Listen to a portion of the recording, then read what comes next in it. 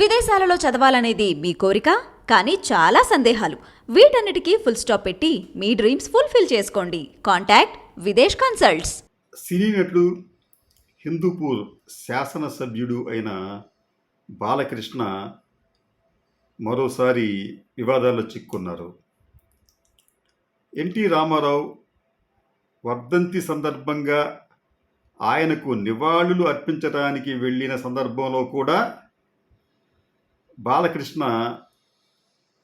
అక్కడి జూనియర్ ఎన్టీఆర్ ఫ్లెక్సీలను తొలగించి లేకపోతే తొలగించమని చెప్పి ఆదేశిస్తూ వివాదానికి కారణమయ్యారు. నిజానికి అది సందర్భం కాదు. ఇంకొక అంశం ఏంటంటే, నిజానికి ఎన్టీఆర్ ఘాట్ ఉన్న ఆ ప్రాంతమంతా కూడా బుద్ధ పూర్ణిమ ప్రాజెక్ట్ అథారిటీ వారు ఆధ్వర్యంలో ఉంది. అంటే తెలంగాణ ప్రభుత్వం ఏర్పాటు చేసిన బుద్ధ పూర్ణిమ ప్రాజెక్ట్ అథారిటీ ఆ ఎన్టీఆర్ ఘాట్ ప్రాంతానంతటినీ కూడా పర్యవేక్షిస్తోంది. అక్కడ ఏం జరిగినప్పటికీ కూడా ఈ అథారిటీయే బాధ్యత తీసుకోవాలి, నిర్ణయాలు తీసుకోవాలి. అక్కడ ఫ్లెక్సీలు పెట్టాలన్నా, ఫ్లెక్సీలు తొలగించాలన్నా ఈ అథారిటీ మాత్రమే చేయాలి. కానీ బాలకృష్ణ గారు అదేదో తన సొంత ప్రాంతమైనట్లుగా భావించి అక్కడి ఫ్లెక్సీలను తొలగించాలంటూ తన అనుచరులకు ఆగ్రహంతో ఆదేశాలు జారీ చేశారు. నిజానికి బాలకృష్ణకు ఎందుకు అంత ఎలర్జీ జూనియర్ ఎన్టీఆర్ అంటే? జూనియర్ ఎన్టీఆర్ అంటే బాలకృష్ణకి ఏమైనా వెన్నులో వణుకు పుడుతుందా? బాలకృష్ణ భవిష్యత్తులో రాజకీయాల్లోకి వస్తే తన అల్లుడికి ఏమైనా ఇబ్బంది కలుగుతుందా? ఎందుకు బాలకృష్ణ ఇటువంటి దుందుడుకు పనులకు పాల్పడుతున్నారు? ఈ విషయాన్ని మనం పరిశీలించే ముందు ఒక్కసారి బాలకృష్ణ తీరును చూస్తే ఆయన వైఖరి కుల దురహంకారంతో ఉండటమే కాకుండా స్త్రీలను అవమానపరిచే విధంగా కామెంట్స్ చేయటంలో కూడా ఆయన అనేక విమర్శలు పాలయ్యారు.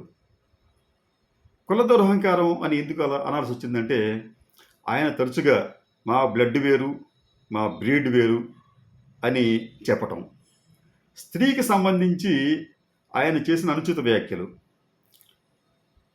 జనాన్ని చూస్తే బహుశా ఆయన తెచ్చిపోతుంటాడేమో. అందుకనే ఒక సినీ ఫంక్షన్లో ఆయన ఏమంటాడంటే, అందమైన అమ్మాయి కనిపిస్తే చూస్తూ ఊరుకుంటారా, ముద్దు పెట్టండి లేకపోతే కడుపు చేయండి అని చెప్పి అంటాడు. మరో సందర్భంలో ఆయన ఒక చిన్న గాయమై హాస్పిటల్కి వెళ్ళినప్పుడు ఆయన ఒక నర్సును ఉద్దేశించి ఆయన అన్న మాటలు, దీనమ్మ భలే ఉంది ఆ నర్స్, దీనమ్మ భలే ఉంది ఆ నర్స్ అని కామెంట్ చేయటం, అదే కామెంట్ని పబ్లిక్ ఫంక్షన్లో కూడా రిపీట్ చేయడంతో అదొక పెద్ద వివాదంగా మారింది. అంటే వాచాలత, తన ఇష్టం వచ్చినట్టు మాట్లాడే ఒక విధానం, దాన్ని ఇంకా చెప్పాలంటే ఒక అహంకారపూరితమైన వైఖరి. దీంతో పాటు జూనియర్ ఎన్టీఆర్కి సంబంధించి కూడా బాలకృష్ణ ఎప్పుడు ఒక సానుకూల ధోరణితో ఉన్నట్టుగా లేదు. ఒకానొక దశలో అయితే జూనియర్ ఎన్టీఆర్ చంద్రబాబు నాయుడు అరెస్ట్ని ఖండించలేదు కదా అంటే ఐ డోంట్ కేర్ అని అనటం, మరో సందర్భంలో ఎవరైతే నాకేంటి నేనేం పట్టించుకోను అంటాం.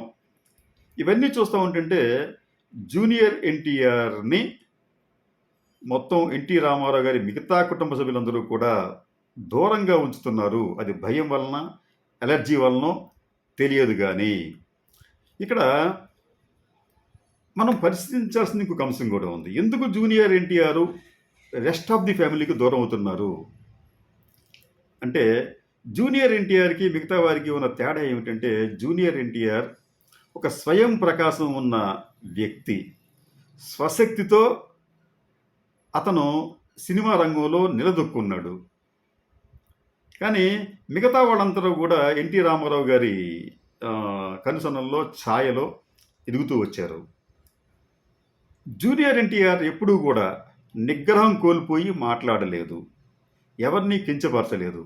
2009 ఎన్నికల సందర్భంగా జూనియర్ ఎన్టీఆర్ తెలుగుదేశం పార్టీకి అపారమైన సేవ చేశారు. అనేక బహిరంగ సభల్లో ఆయన అద్భుతంగా మాట్లాడి టీడీపీకి కొంతమేర సానుకూల వాతావరణం కలిగేలా వ్యవహరించారు.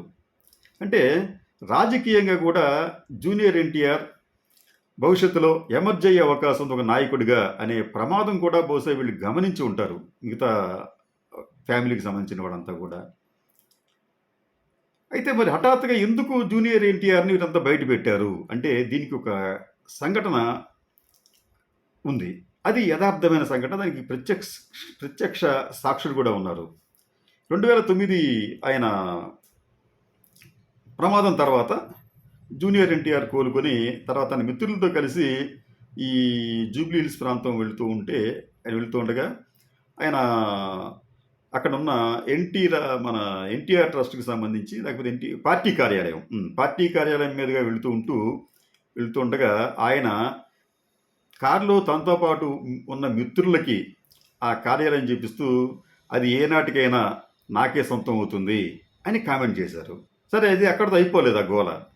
ఈ కారులో ఉన్నవాళ్ళు ఈ విషయాన్ని తీసుకెళ్ళి బాలకృష్ణ చెప్పడం, ఎన్టీ రామారావు చెప్పడం, అప్పటి నుంచి ఇతను ఇటువంటి కామెంట్లు చేశాడు అంటే అతను మదిలో ఏదో ఉంది అని దూరదృష్టి విజన్ ఉన్న చంద్రబాబు నాయుడు గారు గమనించారు. అదే సమయంలో లోకేష్ని ప్రొజెక్ట్ చేయటం, ఆయనకి ఎటువంటి రాజకీయ అర్హత లేకపోయినప్పటికీ కూడా ఇక్కడ ఒక గ్రామ వార్డు సర్పంచ్గా కూడా గెలవలేకపోయినా చంద్రబాబు నాయుడు తన కుమారుణ్ణి పెద్దల సభకు పంపించడం, తర్వాత కీలకమైన మంత్రి పదవులు అప్పచెప్పడం చేశాడు. అది కూడా వెంటనే చేశాడు, ఎక్కువగా టైం కూడా తీసుకోకుండా. అంటే ఎక్కడో ఏదో ఆయనకి కొంత చంద్రబాబు నాయుడు గారికి కొంత భయం ఆందోళన కలిగిందేమో జూనియర్ ఎన్టీఆర్ని చూస్తే. ఆ తర్వాత నుంచి జరిగిన పరిణామాల్లో జూనియర్ ఎన్టీఆర్ని పూర్తిగా పక్కన పెట్టడం ప్రారంభించారు. కానీ జూనియర్ ఎన్టీఆర్ని ఎన్ని అవమానాలకు గురి చేసినా అతను ఎప్పుడూ ఎక్కడ ఎవరి దగ్గర తర్వాత బహిరంగంగా కానీ ఎక్కడ ఎటువంటి మాటలు మాట్లాడలేదు. అతను డిగ్నిటీగా ఉంటూ తన పనేదో తాను చేసుకుంటూ వెళ్తున్నాడు తప్ప ఎక్కడ రెచ్చిపోలేదు. అది అతని దగ్గర ఉన్న ఒక మంచి క్వాలిటీగా మనం భావించాలి. ఒకవేళ అతను రాజకీయాల్లోకి వస్తే ఖచ్చితంగా లోకేష్కి ఇబ్బందిగా మారతాడనే భావన ఆయన తండ్రి గారైన చంద్రబాబుకి, మామగారైన బాలకృష్ణకి ఉంటుంది. ఈ పుండి మీద కారం జల్లినట్టుగా గత సంవత్సరం కేంద్ర హోంశాఖ మంత్రి హైదరాబాద్ వచ్చినప్పుడు స్వయంగా జూనియర్ ఎన్టీఆర్ను తన దగ్గర పిలిపించుకొని ఆయనకు పుష్పగుచ్చం ఇచ్చి ఆయనకు ఒక షాల్ కప్పి ఆయనతో పాటు అరగంట సేపు మాట్లాడారు. ఈ మాటల సందర్భంగా మీకు ఏమైనా రాజకీయ పరంగా ఆసక్తి ఉందా అని కూడా అమిత్ షా అడిగారు. అడిగినప్పుడు బాలకృష్ణ ప్రస్తుతానికి తనకు అటువంటి ఆలోచన లేదని చెప్పి తెలివిగా వ్యవహరించి అక్కడి నుంచి ఆయన బయటకు వచ్చాడు.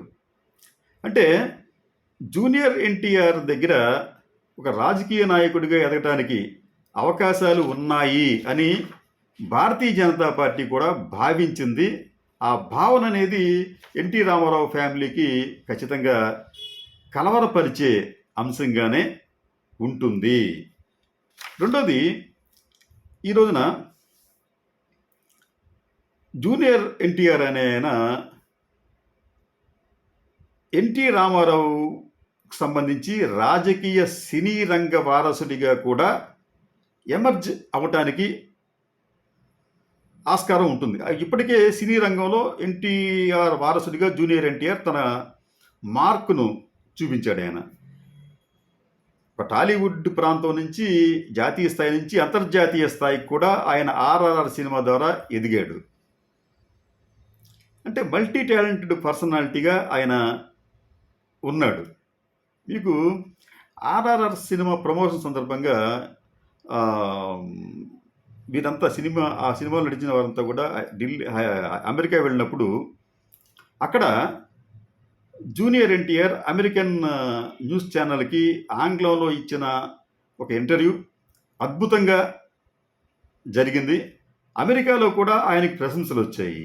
అదేమిటంటే ఈ తెలుగు ప్రాంతానికి చెందిన ఈ వ్యక్తి మన ఇండియన్స్కి సంబంధించిన వ్యక్తుల ఇంగ్లీష్ ఒక రకంగా ఉంటుంది, అమెరికన్ స్లాంగ్ మరో రకంగా ఉంటుంది. కానీ జూనియర్ ఎన్టీఆర్ అమెరికాలో అమెరికన్ స్లాంగ్లో ఆ ఇంటర్వ్యూ ఇచ్చి అమెరికా వీక్షకుల హృదయాలను కూడా దోచుకున్నాడు. అంటే దీని అర్థం జూనియర్ ఎన్టీఆర్ ఖచ్చితంగా స్టఫ్ ఉన్న వ్యక్తి అనే భావన ఉంది. అదేవిధంగా ఎన్టీ రామారావు గారి సినీ వారసుడిగా ఆయన ఎస్టాబ్లిష్ చేసుకున్నాడు. ఇక రాజకీయ వారసుడిగా కూడా ఎదిగేందుకు జూనియర్ ఎన్టీఆర్కు అవకాశం ఉంది. కాబట్టి చాలా దూరదృష్టి గల చంద్రబాబు నాయుడు గారు ఇటువంటి వ్యక్తిని మనం వెంటనే మొగ్గలను తుంచేస్తే మంచిది, లేకపోతే ఇతను భవిష్యత్తులో మాకు మేకై ప్రమాదకరంగా మారవచ్చు అనే భావన ఉంది. ఇంకొక సంఘటన చెప్పి ముగిస్తాను. నిజానికి ఎన్టీ రామారావు గారు తన పిల్లల పట్ల ఆప్యాయంగా ఉండేవారు, కానీ ఎక్కువ కలుసుకునేవారు కాదు, బిజీగా ఉండటం వలన. కానీ ఎన్టీ రామారావు గారు తన కొడుకు హరికృష్ణకు చెప్పి జూనియర్ ఎన్టీఆర్ని పిలిపించుకొని తన ఒళ్ళో కూర్చోబెట్టుకొని నీ పేరు అంటే అతని పేరు మొదట్లో తారకరత్న అని ఉంటే నీ పేరు తారకరత్న కాదు, ఇక నుంచి అతన్ని ఎన్టీ రామారావు అని పిలవండి అని చెప్పాడు. అంటే ఆయనలో కూడా జూనియర్ ఎన్టీఆర్ పట్ల ఒక మంచి అభిప్రాయం ఉంటుంది. ఇతను బహుశా నా వారసుడిగా ఎదగచ్చు అని చెప్పి భావన అప్పట్లో ఆయన కలిగి ఉండవచ్చు. ఇటువంటి సంఘటనలన్నీ కూడా ఖచ్చితంగా జూనియర్ ఎన్టీఆర్కి ప్లస్ పాయింట్లు అయితే, ఈ ప్లస్ పాయింట్లన్నీ కూడా తెలుగుదేశం పార్టీ నాయకులకు, ముఖ్యంగా చంద్రబాబు నాయుడు గారికి, బాలయ్య గారికి భయం కలిగించే అంశాలుగానే ఉంటాయి. ఈ నేపథ్యంలో బాలకృష్ణ ఈ ఎన్టీఆర్ ఘాట్లో ఫ్లెక్సీలను తొలగించమని చెప్పడంతో మరోసారి పెద్ద ఎత్తున రాజకీయ దుమారం చెలరేగింది. ఈ దుమారం తెలుగుదేశం పార్టీకి ఏమాత్రం ఉపయుక్తం కాదు. ఈ దుమారం తెలుగుదేశం పార్టీకి ఎంతో కొంత నష్టం కలిగించిన ఆశ్చర్యపోనక్కర్లేదు. నమస్కారం.